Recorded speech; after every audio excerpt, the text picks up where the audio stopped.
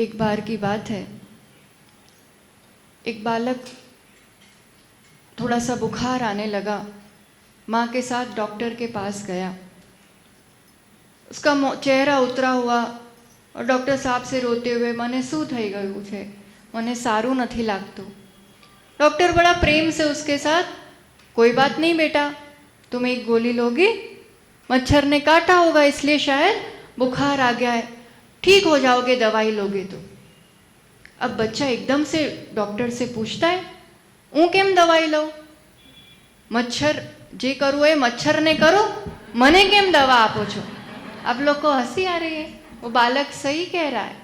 उसने यही देखा है बचपन से कि कभी कुछ भी बात होती है तो मम्मी क्या कहती है, भागी जाए, कहीं थई जाए तो नीचे हाथ हाथ करे, है ने, आने ठीक करे, इसको जो હવે तने ठीक થઈ ગયું ने, ऐसा करते हैं ना। मतलब दुख होता है, अच्छा नहीं लगता है, तो किस वजह से हो रहा है उसको ठीक करो तो हम ठीक हो जाते हैं। तो मच्छर ने करो जे करવું है, હું કેમ દવા લો? अब डॉक्टर को भी पता है कि उपाय कहाँ करना पड़ेगा, वो और प्रेम से समझाते, कोई बात नहीं, वो मच्छर को कहाँ ढूंढेंगे अपन, तुम्हें ठीक होना है ना, तुम दवाई ले लो। बच्चे तो बच्चे हैं और जिज्ञासा कर रहे हैं। એવું को कि हम तो गार्डन में बहुत सारे बच्चे खेल रहे थे, वो तो सब अभी भी मजे से खेल रहे, मुझे ही क्यों बुखार आया? बहुत लोग खेल रहे थे ना। बच्चे की जिज्ञासा सही है। डॉक्टर साहब कहते हैं, वो तो तुम थोड़े कमजोर हो, तुम्हारी प्रतिरोधक शक्ति, इम्यूनिटी पावर थोड़ा कम है, इसलिए तुम्हें जल्दी प्रभाव हो गया, वो सब बच्चों को नहीं हुआ। अब तो बच्चे से रहा नहीं गया, आप तो गजब के डॉक्टर हो। अभी कह रहे थे कि मच्छर के काटने से बुखार आया, अब कह रहे हो कि क्या कह रहे हैं अब, कि मैं कमजोर हूं इसलिए मुझे बुखार आया। तो आखिर में बुखार आया कैसे? ऐसे तो कोई डॉक्टर होते हैं, बताओ डॉक्टर साहब, केम ताव आयो? एक ओछो छे एटले के मच्छरे केड्યું एटले? बताओ केम आयो ताव? वायरस कोरोना केम थयो? कोरोना હતો એટલે, वायरस હતો એટલે, કે તમારો પાવર ઓછો હતો એટલે? चारों तरफ वातावरण में तो वो चीज है, पर आपको ही प्रभावित क्यों कर गई? और उससे भी ज्यादा इंपॉर्टेंट बात, कुछ भी हो सामने, पर आप उपाय किस पर करोगे? कोरोना से लड़ने जाओगे कि खुद काढ़े पियोगे? खुद मास्क पहनोगे? समझ में आ रहा है? बस यही मां जिनवाणी आचार्य भगवान, सबके आध्यात्मिक डॉक्टर जिनेंद्र प्रभु, क्योंकि संसारी प्राणी बालक की तरह रोते हुए पहुंचता है, मारी साथे आવું થયું, मारी साथे ज केम आવું થયું, तमे इसको देख लूंगा, ऐसा कर लूंगा, आने मारी साथे आવું कर्યું छे। हमेशा अपन बाह्य परिस्थिति, व्यक्ति, वस्तु को, कि मेरे दुख तो किसी को नहीं चाहिए, संसार में किसी को असाता, अपमान, दुख, वेदना अच्छी नहीं लगती, पर जब कभी ऐसा होता है हम हमेशा ढूंढना प्रारंभ करते हैं, आना लीधे थयो, इसकी वजह से हुआ, उसकी वजह से हुआ, और जिसकी वजह से हुआ फिर पूरी मेहनत, पूरी ऊर्जा, पूरा समय, पूरे परिणाम उसे ठीक करने में हम लगे रहते हैं। उपाय कहाँ करना था? खुद की कमजोरी, सामने वो मच्छर निमित्त बन सकता है, बाह्य कारण बन सकता है, पर मूल कारण मेरी कमजोरी है, मेरी कषाय है, और उपाय उस कमजोरी पर टॉनिक लेना है। हम सब यहाँ इकट्ठा इसीलिए तो होते हैं, रोज यहाँ वो टॉनिक लेने ही तो आते हैं। जन्मों की कमजोरी है, कषायों की। क्रोध आना ये मेरी सबसे बड़ी कमजोरी है, और इसे हम ताकत मानते, इसे हम बहाना मानते, और नहीं भी माने तो एने उसने किया ही ऐसा, उसने मेरे साथ, उसने बोला ही ऐसा, પછી तो गुस्सो आवे ज ने, आवे के ना आवे? आवे ने। गुस्सो कोणे कोणे आवे? हैं? सबसे बेस्ट आंसर है कोणे कोणे आवे बोलो? बधाने आवे એટલે આપણાથી કરી શકાય। ये हमें जैसे एक छूट मिल जाती है, एक लिबर्टी मिल जाती है। सच्ची बताओ, सबको आता है क्या? आपको भी आता होगा तो हर समय आता है? नहीं आता है, सबको आता है। सच और एक बार चिंतन करो, यहां बैठे उन सबको आता है। सबको आता है। कोई बोलेगा तो, पर सबको आता है क्या? या कोई है एक आध प्राणी जिसको कुछ भी हो जाए तो भी नहीं आए गुस्सा? आए है, કેટલો कॉन्फिडेंस है ना वाड़े छे। हाँ, अपन किसकी आराधना कर रहे थे ज्ञानी? कोई तो है, कुछ भी परिस्थिति बन जाए, कोई भी बात बन जाए। अभी पूरे मंत्रों में क्या बोल रहे थे हम लोग? ओम ह्रीम कमट उपसर्ग उपद्रव विजय प्राप्त। जिन्होंने उस उपद्रव को जीत लिया, उन्होंने तो जो करना था कोई कसर नहीं छोड़ी। पर पार्श्वनाथ प्रभु ने गुस्सा किया? हाँ, मतलब कोई तो छे, कोई तो है कि सामने कितनी विकट परिस्थिति आ जाए, कोई कैसा भी सामने वार करे, तो भी वो, जब हम ऐसे दर्शन करते हैं ना, तब हमें ये आत्मविश्वास जगता है कि नहीं, कोई तो है। मतलब मैं भी ऐसा, जब हम कह देते हैं सब करते तो मैं भी कर सकता हूं, तब आगे के सारे रास्ते हम इन आदर्श के चरणों में इसीलिए आते हैं कि ये संसार से, इसी संसार से इस रूप से पार हुए। અહીંયા જ ગુસ્સાને જીત્યું तो वो वहां तक पहुंचे, वहां भगवान बन गए इसलिए अब गुस्सा नहीं करते, ऐसा नहीं है।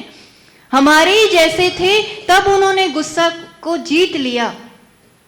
13 नंबर का जो ये श्लोक कल्याण मंदिर स्तोत्र, एक एक अद्भुत कड़ी, एक अद्भुत उदाहरण 13 नंबर में कुमुद चंद्र आचार्य भगवान स्वयं प्रश्न पूछ रहे हैं कि हे प्रभु, क्रोधस्त्वया प्रथमम निरस्तो, आपने सबसे पहले क्रोध को ही जीत लिया, तो फिर कर्मों को कैसे जीता?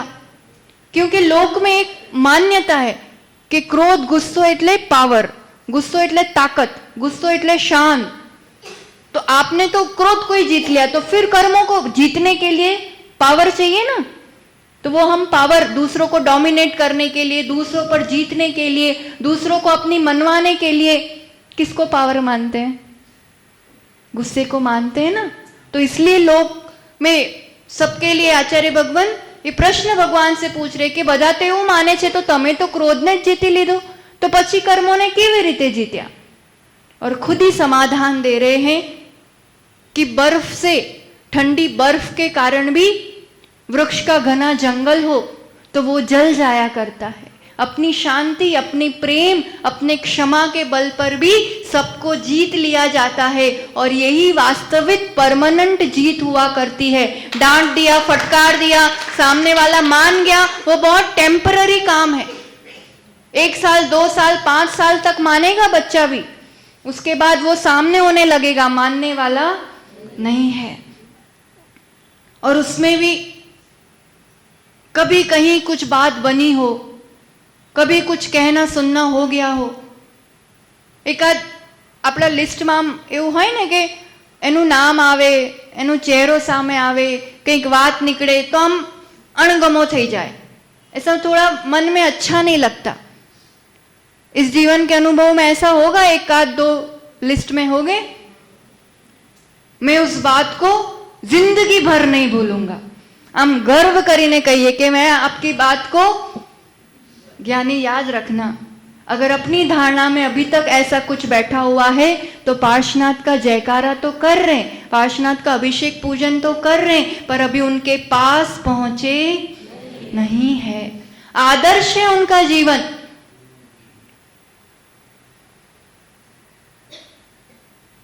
आपने मुझे गलती से मारा, मतलब कुछ लग गई मान लो पाँव में, ठीक है, दर्द किससे हो रहा है? किससे हो रहा है? लगी मुझे तो मुझे दर्द हो रहा है ना। अब मैं कहूं कि नहीं, मैं इसको जिंदगी भर नहीं भूलूंगा, सामने वाले को मैं तो उसी पे काम करूंगा, तो मेरा दर्द कम होगा क्या? दर्द किसका बढ़ता जा रहा है? बात उतनी सी होती है, पेन उतनी सी होती है। मैं अभी हाथ में पकड़ू 2 मिनट, 5 मिनट, 10 मिनट शायद ठीक है, 1 घंटा हो जाए, 5 घंटे हो जाए, ऐसे कैसे पकड़े रहूं? दर्द होगा हाथ में, बढ़ता जाएगा। पेन तो उतनी है ना, वजन तो उतना ही है ना। बात उतनी सी होती है, हम जितना खींचते जाते हैं, जितना देर दिमाग में रखते हैं, उतना दर्द किसका बढ़ता है? सामने वाले का बढ़ रहा है। गलती गम्मे तेटली मोटी होय, पर दुख किसे हो रहा है? दर्द किसका बढ़ रहा है? कषाय और वेदना किसकी बढ़ रही है? पार्श्वनाथ कमजोर थे, इसलिए उन्होंने अटैक नहीं किया कमठ पर। क्यों ध्यान में बैठे थे, वो विमान से उपसर्ग कर रहे हैं, तो एक हम डरपोक था, कमजोर था, क्यों नहीं किया? कभी विचार किया? अपन तो 2 संभळावे, हमें भी 4 संभळावता जानिए छे, हमने नाना मोटा नहीं समझवाना है, कमजोर नहीं मानना मेरे को। अपन उसमें शान समझते हैं ना, उसने 2 सुनाई तो हम भी 4 सुना सकते हैं, 10 को बता सकते हैं। थोड़ा बहुत वो उसमें हील भी हो रहा हो ना, तो और बैंडेड खोल खोल के बताएंगे, पता है खबर छे एमने मारी साथे आવું કર્યું, તમને खबर छे एमने तो आવું कर। हम खुद ही उस चीज को खूब बढ़ाते जाते हैं और दोषी किसको मानते हैं? फिर दर्द तो बढ़ता जा रहा है, फिर दोषी किसको मान रहे हैं? सामने वाले को। फिर द्वेष भाव उससे बढ़ रहा है, ये द्वेष वैर बढ़ता जाता है और यही अनंत अनुबंधी में कन्वर्ट हो जाता है। संसार किसका बढ़ रहा है? पार्श्वनाथ प्रभु ये जानते थे, गलती का जवाब गलती से नहीं होता है, वो नादान है, उन्हें नहीं समझ आ रहा है वो क्या कर रहे हैं, वो गलती कर रहे हैं, उसको ठीक करने के लिए मैं खुद गलती करूं, तो ये तो स्वयं के साथ किया हुआ बहुत बड़ा अन्याय है, नुकसान है। मैं अगर प्रभावित हो जाती हूं किसी के वर्ताव से, किसी के शब्दों से, किसी भी परिस्थिति से, मतलब मैं स्वयं, मतलब मैंने अगर जल्दी जल्दी गुस्सा आवतो है, जल्दी जल्दी हूँ रिएक्ट करती हूँ, एनो मतलब मैं स्वयं अभी कमजोर हूं। इस कमजोरी को दूर करने की जरूरत है। आप कितने व्यक्तियों को ठीक करते जाओ, कितनों को सुधारते जाओगे, कोई ना कोई तो सामने ऐसा आता ही जाएगा ना, और वो अपने हाथ में है कि सामने वाला क्या बोल के चला जाएगा, क्या करके चला जाएगा, अपने हाथ में है। तो कब तक कितनों को करते जाओगे? बेस्ट उपाय क्या है? 31 नंबर के श्लोक में कुमुदचंद्र आचार्य भगवान कहते हैं, हे प्रभु, कमठ ने आप पे पत्थरों की वर्षा की, धूल मिट्टी उड़ाई, तो आपका क्या बिगड़ा? भगवान से पूछ रहे हैं, आपका क्या बिगड़ा? आपका तो कुछ भी नहीं बिगड़ा, उसने स्वयं से खुद का ही बिगाड़ अहित कर लिया। આપણે ના चाहिए ने ત્યાં સુધી कोई આપણું કંઈ બગાડી ना શકે, ये मेरी ताकत है, हम अलाउ करते हैं, हम उसको आज्ञा देते हैं कि वो डिस्टर्ब करे, वो मेरा दर्द बढ़ाए। कोई नहीं बिगाड़ सकता दुनिया में, कोई नहीं। मैं कमजोर पड़ जाता हूं, इसलिए प्रभावित हो जाता हूं, फिर उसे ही दोषी मानता हूं, फिर उसी पे उपाय करता हूं, इसलिए अभी तक मैं इन दर्द को, दुख को, कषायों को जीत सबसे पहले किस पर काम करना पड़ता है? क्रोध पर, क्योंकि वो अपना ही विवेक नष्ट कर देता है। हमारी बुद्धि हमारे लिए हित में काम नहीं करती, इसलिए सबसे पहले तो वैसी लिस्ट हो ना, ब्लॉक लिस्ट, એ લિસ્ટ જીવનમાંથી ખતમ કરવી પડે તો આપણે પાર્શ્વનાથના સાચા ભક્ત કહેવાઈએ, तो ये आराधना करना सार्थक है। सौभाग्यशाली हो, इतना सुंदर जिनालय, इतनी मनोहारी प्रतिमा, प्रतिदिन आपको इतनी सेवा भक्ति करने का अवसर मिलता है, इतनी निकटता से आने का बहुत सौभाग्य है अपना। अब इसका जो वास्तविक उद्देश्य है, इनकी निकट आने का, इनकी भक्ति करने का, उन्होंने तो पा लिया जो पाना था, उन्होंने तो कर लिया। अब उनकी सेवा पूजा भक्ति क्यों करते हैं हम? कशाय बढ़ाने ना, हमारू पण बहुत सरस होय छे इसलिए कर रहे हैं, उनके जैसा बनने के लिए, वो शक्ति पाने के लिए। हम कमजोर पड़ जाते हैं तो हमें हमारी शक्ति बढ़ानी होगी, तो शक्ति बढ़ाने का ये स्थान है। भक्ति से शक्ति बढ़ती है, उस शक्ति से ही मुक्ति का मार्ग प्रशस्त होता है, शांति का मार्ग प्रशस्त होता है। मैं भी आपके जैसे शक्तिशाली हूं, मैं भी आपके समान शांत रह सकूं, मैं भी सबसे प्रेम कर सकूं। किसने मेरे साथ बुरा किया है वो तो निमित्त बनाए, मेरा ही कर्म उदय वैसा रहा होगा, उसके लिए भी खूब क्षमा भाव, प्रेम भाव, सबके लिए ऐसा बार बार इन चरणों में बोल के जाना, ऐसी भावना यहाँ करना। क्योंकि उन्होंने वैसा किया है।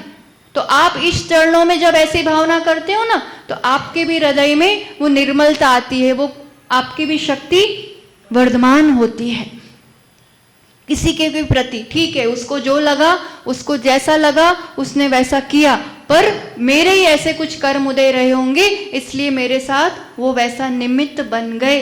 अब आगे के जन्मों तक एक बार तो कर लिया, अब आगे के जन्मों तक उसको खींचना है क्या? कब तक चाहिए? अब जो संबंध नहीं पसंद आ रहा, जो नई चीज अच्छी लग रही, वो तुम अपनी जगह कल्याण करो, पर मन में वो ऐसे एक टीस, एक द्वेष, एक जो अणगमो कहवाय ने, वो नहीं रहना चाहिए ना। हमें तो હવે કંઈ બોલતા જ નથી, હવે અમારે કંઈ બહુ વ્યવહાર જ નથી। ठीक છે, એમની જગ્યાએ અમે बोलने को बोल देते हैं, पर उससे ही बात नहीं करते, बाकी सबसे उसकी ही बात करते। ये सबसे बड़ी दिक्कत है। मतलब भूले नहीं हैं आप, मन में से वो गया नहीं है, वो यहां से डिलीट करना पड़ेगा। फिर वो सामने भी मिल जाए, मुस्कुरा दिए, जय जिनेन्द्र कर दिए, बस। बाकी वो उनकी जगह, अपन अपनी जगह। बहुत नहीं कह रहे कि घुसे फिरो, खूब व्यवहार करते फिरो, कोई बात नहीं, मन में वो टीस नहीं रहनी चाहिए।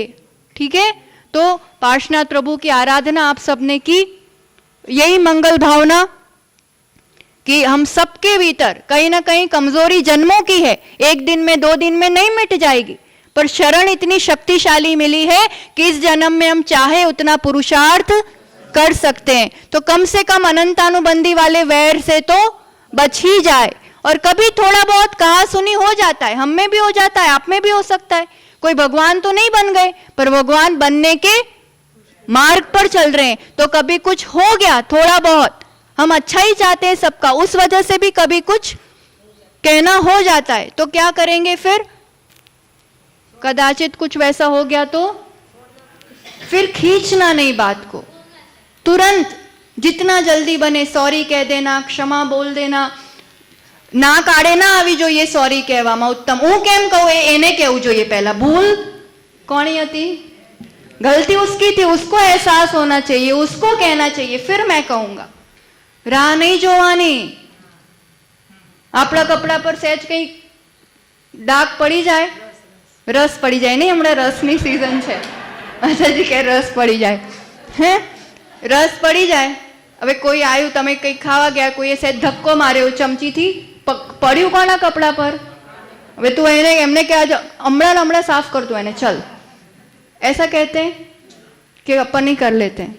कब कर लेते हैं? घर जाने के बाद, दूसरे दिन धोने के जाएगा तब। कब करते हैं? જ્ઞાની આપણા કપડા જો એટલે પ્રેમ છે ને, એટલો પોતાની આત્મા સાથે એટલો પ્રેમ કરી લો। दाग तुरंत कुछ बात बनी, तुरंत धोना, स्वयं ही धोना। હું મારા दाग કેમ વધારું, मैं अपनी मलिनता क्यों बढ़ाऊं? ठीक है, हो गया जो होना था, फिर तुरंत उसको फिनिश करना। मुस्कुरा दो, ये सबसे अच्छा हथियार है।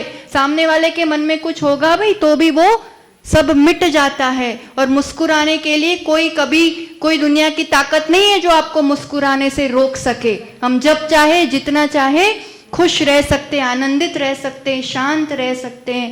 परिस्थितियों को, निमित्तों को, वस्तु व्यक्तियों को दोषी बनाना, ये सबसे बड़ा मिथ्यात्व है। कोई मेरे लिए दोषी नहीं है, सब निमित्त बनते हैं। मूल कारण मैं स्वयं, और उपाय भी स्वयं पर करना है। शक्ति इन चरणों में मांगना है, और गुरुओं के शरण से वो शक्ति बलवंत होती है, क्योंकि गुरु इस मार्ग पर चलते हैं। तो बस यही मंगल भावना के साथ आचार्य भगवान के जीवन का प्रसंग भी आपको अगर पता हो, मानस स्तंभ की परिक्रमा कर रहे हैं, सामने से देखो नारियल चढ़ाने वाले तो बहुत होते हैं। कोई ऐसा भी व्यक्ति था, उसके मन में द्वेष गुस्सा भरा था, आया और सीधा नारियल सिर पे 4-5 बार जोर से मार दिया, ऐसे तम्मर खा के। उस टाइम तो फिर मानस स्तंभ पकड़ लिया, संभल गए। वहां बहुत सारे लोग थे, सबने उसको मारना पीटना शुरू कर दिया। जैसे आचार्य भगवान थोड़ा सा देखा कौन है क्या है, तुरंत नहीं, छोड़ दो उसको। उसको पुलिस भी आ गए, एसपी भी आ गए। आचार्य भगवान जहाँ होते हैं वहां तो सब आ जाते हैं, तो पुलिस तो पकड़ के ले गई। यहाँ आचार्य श्री एकदम नॉर्मल प्रवचन के लिए जा रहे थे, अब सभा में गए, प्रवचन हुआ, हरचर्या हुई, फिर एसपी वगैरह वहां आ गए। तो आचार्य श्री से कहने लगे आप बताओ वैसा करें। उसको आचार्य श्री सबसे पहले पूछते हैं उसने भोजन किया क्या, उसको भोजन कराओ। संघ के ब्रह्मचारियों को भेजते हैं और एसपी साहब से कहते हैं छोड़ दो कोई बात नहीं। कषाय का जवाब कषाय नहीं हुआ करता। हम क्षमा करते हैं ना, सामने वाले का मन भी परिवर्तित होता ही होता है। हम अपनी तरफ से पॉजिटिव रहे तो हम हल्के रहते हैं और फिर उसका प्रभाव सामने वाले पर भी पड़ता है। तो इसी काल में वो कर सकते हैं तो थोड़ा बहुत हम भी कर ही सकते हैं। बस ये आत्मविश्वास जगाओ कि मैं क्रोध को जीत सकता हूँ, मैं भी पार्श्वनाथ के प्रभु की तरह क्षमा भाव रख सकता हूँ। क्षमा सबसे बड़ी चीज है। कहते हैं करोड़ों जाप करो, करोड़ों फूलों से अर्चना करो, करोड़ों करोड़ों समय तक ध्यान करो, उससे भी बढ़कर है एक क्षण की क्षमा करना।